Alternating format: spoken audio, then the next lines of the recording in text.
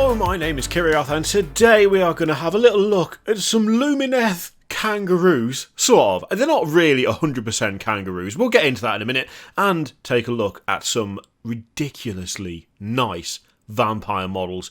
Oh good lord, I love them. So, before we go into this, something I want to talk about briefly. Rob from The Honest Wargamer, really good channel, really good guy, I will put a link in the description to said channel.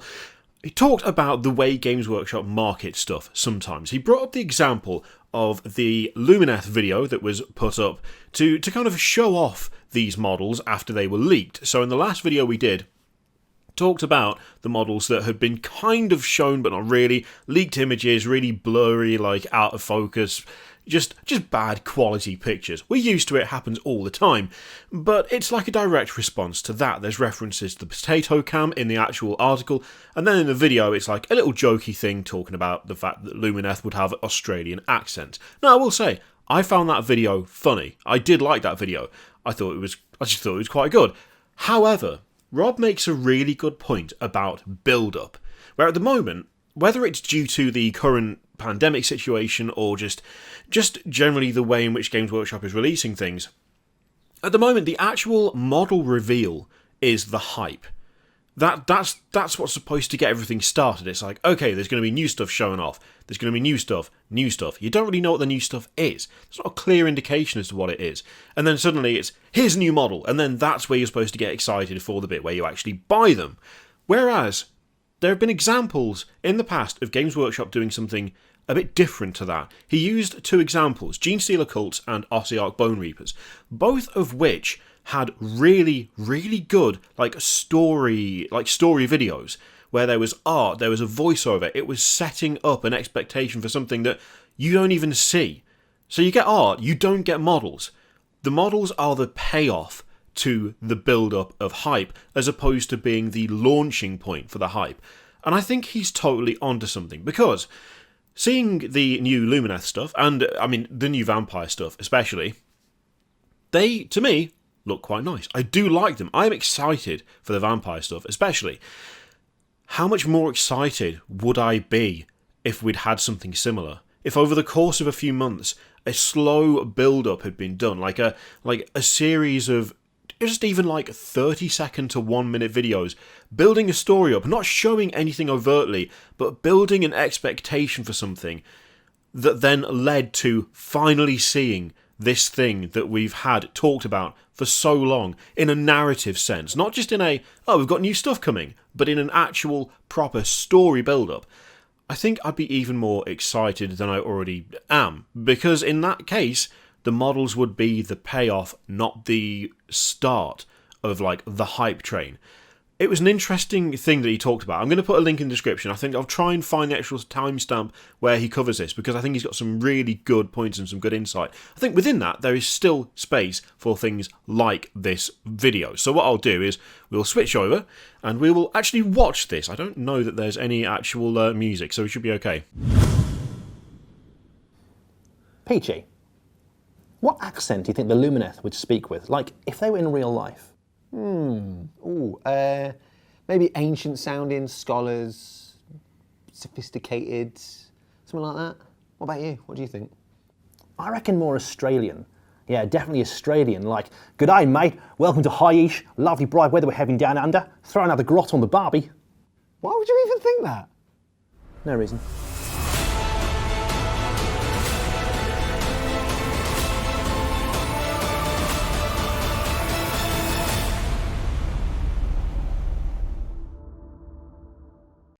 So yeah, that video by itself is it's a fun addition to what could be a huge build-up, but I'd love to see more of that Genestealer Cult style, Ossiarch Bone Reaper style build towards a new model line or a new release. I'd love to see more of that. There's still plenty of space for doing funny stuff. There's still plenty of space for getting the faces of Warhammer community involved, like Nick and Peachy. It's a good use of that kind of, well, the presenters that they have, but it would be so much more, I don't know, it would just have so much more weight, I feel like, if stuff was just built up that little bit extra.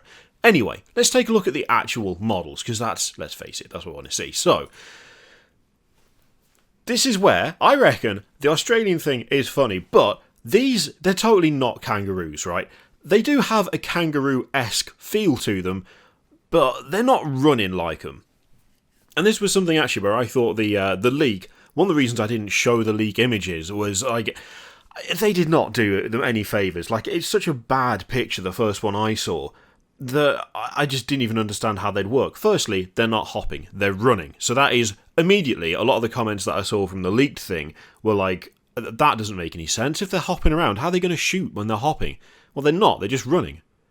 They're not moving like them. It's got more of a dinosaur feel, like more of a, like an, I was going to say ostriches are dinosaurs. That's not, you know what I mean. There's like an ancestry thing. Do not quote me on that. That's all good though. That's just going to be the comments now, isn't it? That's just going to be the comments. Maybe I should cut that. No, I'm not a coward. I shall face my own fate. I really like these because they are that little bit unusual. They are also kind of chimeras as well. So they've got like an interesting mix of stuff going on. They do look a bit ostrich-like. They also look a bit dinosaur-like. There's a bit of hair going on. There's like a little fluff at the end of the tail, which looks kind of like big cat-esque. Like, is it like lions have got that kind of, that bit of tuft at the end of the tail? There's like an interesting mix of stuff going on. They're also, I think it's fair to say, not predators necessarily. Like, there seems to be a herbivore thing going on with the Lumineth, with the cow and all that stuff. I feel like these fall into that category. There's also a nice symmetry with the Seekers of Slaanesh as well. There's a really nice symmetry there. You kind of fast-moving cavalry, some of them having that kind of sleek Seeker form. I like the mirroring that's going on there. That's a nice touch. There's a couple of things that perhaps I would change slightly. The head and neck, a little small to my taste. I feel like they could be a little bit bigger without particularly throwing off the balance of the model.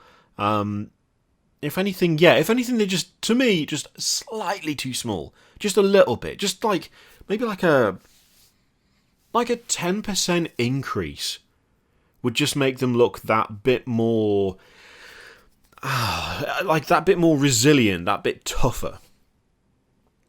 Then again, they look super sleek, so is that necessarily a thing that you want? Maybe not. The hats, I've not been a massive fan of the Lumineth hats overall. I would still put myself in the category of not being a massive fan of these hats, but overall, I do like the silhouette they give. Very, very busy model though. Very busy. You've got cloth under the saddle that's coming down with like the tassels at the side. The riders have got like the streaming cloth from the clothes. In this specific case, you've got the flag going on. There's a lot of detail. There is a lot of detail on these, which I think in some ways kind of muddies it a little bit. There's like a little bit of overload, but the overall silhouette is really nice. This particular one, I have to admit, I've got a mild issue with this one. I do not think that little bit of scenery it's standing on, I don't think there's any reason for having that there at all. If it was a case of maybe showing how agile and kind of lithe they are, then maybe, but I don't know that necessarily comes across because it just looks like it's got its foot on a bit of stone. Nothing about the rest of the model kind of suggests having to jump that little bit higher or change the way it's running. It's something that would work if it was in motion, like if physically the model was moving and you got to see a change in the way it plants that foot due to the fact something's under it. But it's not. It's static. It looks in motion. It's a nice kind of... It's not a static pose, but I just don't think that needs to be there. It looks unnatural because that one kind of moment where it's frozen in time right there just makes it look like it's slightly off the ground for no real purpose. It's a very small thing to nitpick, I know, but I think you could just not use that bit. You could just cut it away from the foot, have it on the ground, and it would look absolutely no different. It would just look a little bit more natural. So that's the only thing that bugs me about that one. It looks like the detail on the on like the armor panel. So you got the kind of the long panel on the neck and around the shoulders of these things, around the kind of haunches as well. It looks like the swirls are not painted on but molded on, which is going to make that way easier to do. Way easier to do. Which is a good thing. To hell with trying to freehand all of that. Absolutely no way. No chance. It's not happening, is it? But yeah, I do like them overall. As I say, not a fan of the hats. Maybe a tad overly busy, but they do have a really nice silhouette, and there's something a little bit...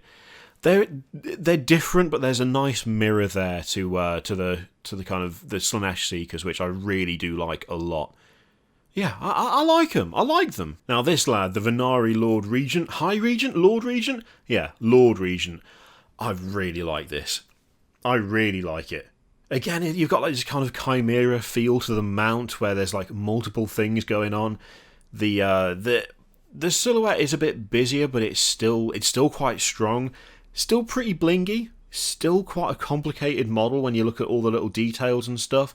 They haven't got quite the same level of that kind of swirling pattern that you have on the others, but yeah, I like that a lot. I really like that. And that hat, I'm absolutely okay with that hat. I quite like that hat. You got more of a... It's like got an eagle's head instead of a cow's head. Magnificent crest going on there. The cloak is really nicely done. The cloak following the line of movement of the tail, of it like jumping, and then it's kind of been sculpted as landing. I really like that touch, and they've done it super well. The way the cloth is kind of mirroring that is really nicely done. I do like it.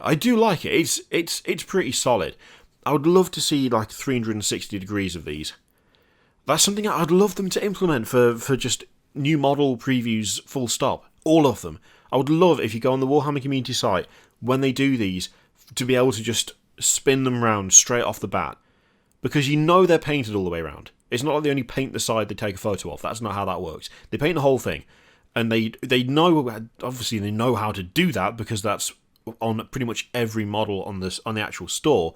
I'd really like to be able to see models in their full spinny glory straight off the bat, because there are quite a few that, whilst they might look decent or good from the one angle chosen, actually get so much better when you can see all the way around. Sanguinius, prime example of that. Prime example.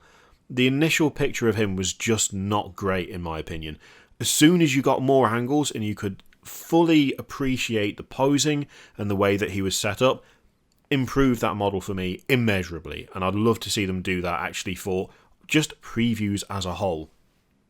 But that being said, yeah, still, quality. I really like it. Now, on to something a little, probably more controversial, if anything. It's the bats. So, Vampire Lord. We've got a new Vampire Lord. This to me is it's just so good. It is so good. I am in the camp of not liking the bats. I'll be honest. But that is literally the only thing I'm not sure on. Right, that's the only thing I don't like. The shield looks awesome. Hilariously impractical. Brilliant. I love it. The kind of reinforcement along the kind of edge of the wing is super well done.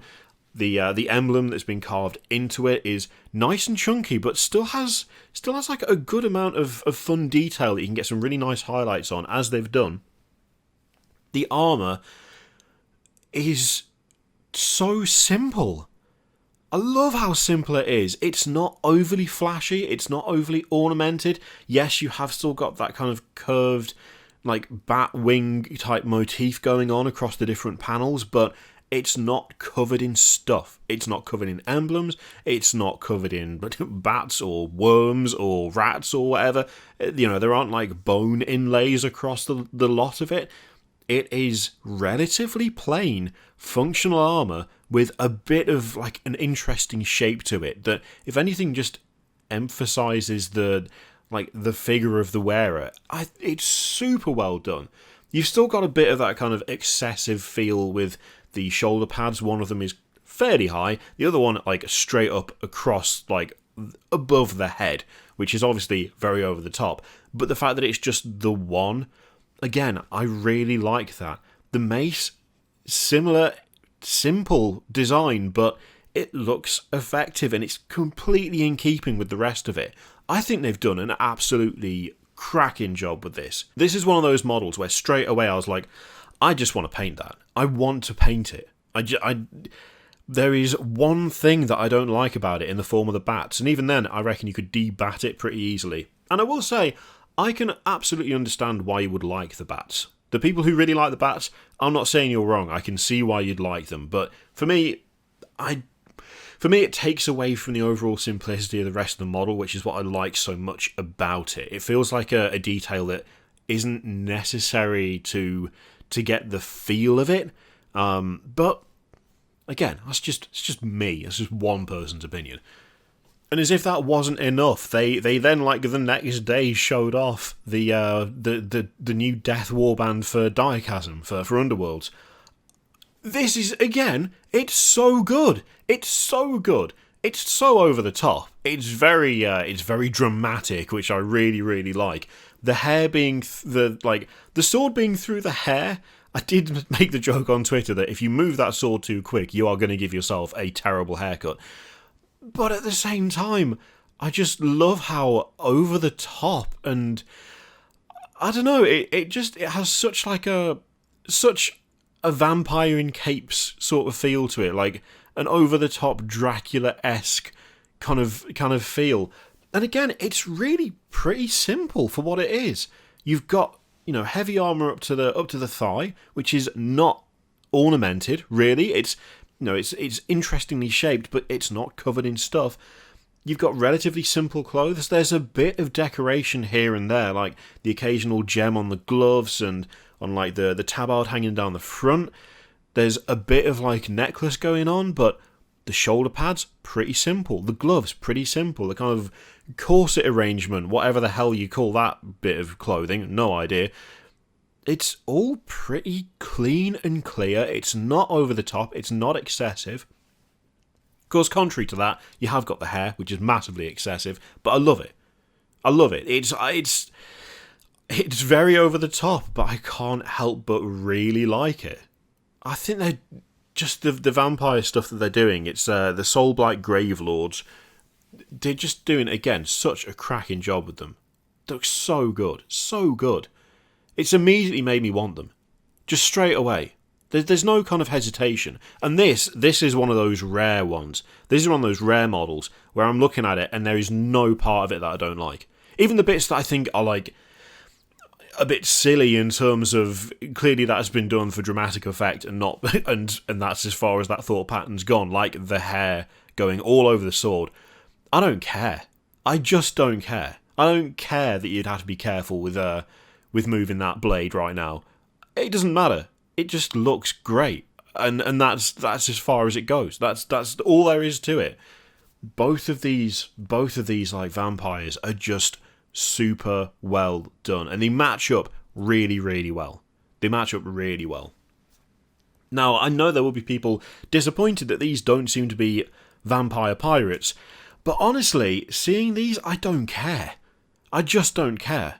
It looks like they're leaning hard into that proper like Sylvanian feel for these, and I'm 100% on board for that. 100% on board. Really like them. I'm going to stop gushing now. I'm going to stop gushing. You know the deal at this point. Quality. Anyway, I'm not even going to go back to my face. You don't want to see that. You want to look at her. She's great. Let me know what you think of the new Lumineth stuff and the frankly quality new vampire stuff. Not that I'm influencing you in any way there, as if that's even possible. If you like it, you like it, and if you don't, you don't. Me saying that I like it won't change anything. Let me know what you think in the comments down below. In the meantime, feel free to click all the things, Patreon, video subscribe, all that stuff. Click it if you like, don't click it if you don't want to.